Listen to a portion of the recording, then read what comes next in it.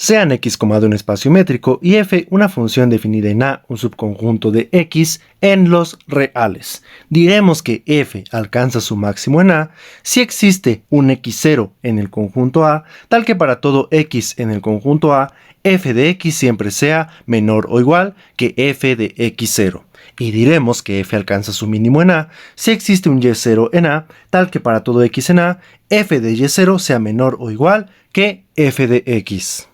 Proposición, sean x, de un espacio métrico y f una función que va de K, un subconjunto de x, en los reales, una función que sea continua en K. Vamos a probar que si K es un conjunto compacto en x, entonces la función f alcanza su máximo y su mínimo en K. Como K es compacto en x, entonces la imagen del conjunto K bajo la función f también es un conjunto compacto. Esto es porque f es una función continua. Por tanto, si f de k es compacto en R, entonces f de k es un conjunto acotado. Recuerden que ya demostramos que todo conjunto compacto es acotado.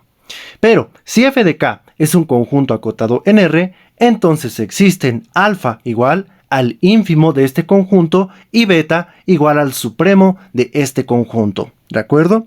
Ahora, vamos a utilizar las propiedades del ínfimo para decir lo siguiente. Como alfa es el ínfimo del conjunto f de k, entonces para cada n en los naturales existe un xn en K, tal que la función evaluada en xn sea mayor o igual que el ínfimo y menor que el ínfimo más 1 entre n. ¿De acuerdo? O sea, estoy diciendo que para cada n en los naturales existe un elemento de este conjunto que satisface estas desigualdades debido a las propiedades del ínfimo.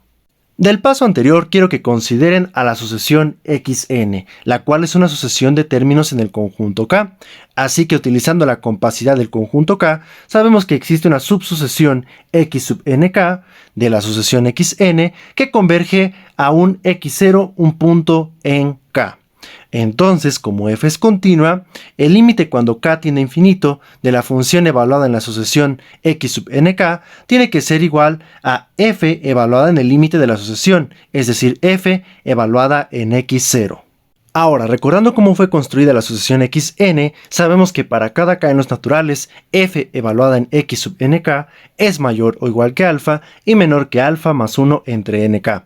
Aquí vamos a utilizar el teorema de la compresión, pues noten que el límite cuando k tiende a infinito de alfa es alfa y el límite cuando k tiende a infinito de esto también es alfa. Por tanto, el teorema de la compresión me asegura que el límite cuando k tiende a infinito de la sucesión que tenemos en el centro es igual a alfa. Pero hace un momento dijimos que este límite era igual a f de x0. Entonces, por la unicidad del límite, estos dos números deben ser iguales. Así estamos probando que f de x0 es igual al ínfimo del conjunto f de k.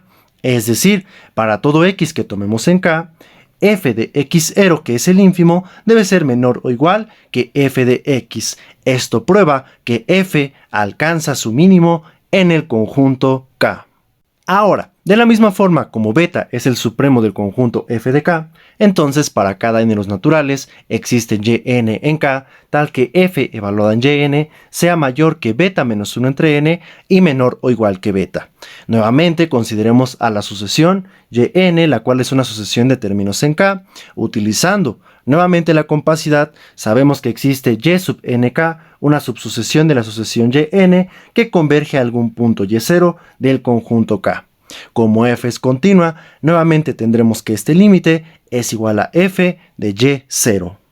Pero, como para cada n en los naturales se cumple esta desigualdad, nuevamente por el teorema de la compresión sabemos que este límite tiene que ser igual a beta, pero este límite era igual a f de y0. Por tanto, estos dos números tienen que ser iguales y así probamos que f de y0 es igual al supremo del conjunto f de k. Por tanto, para cualquier x que nos agarremos en el conjunto k, siempre f de x será menor o igual que el supremo del conjunto f de k, que es igual a f de y0. Y así hemos demostrado que f alcanza su máximo en el conjunto k.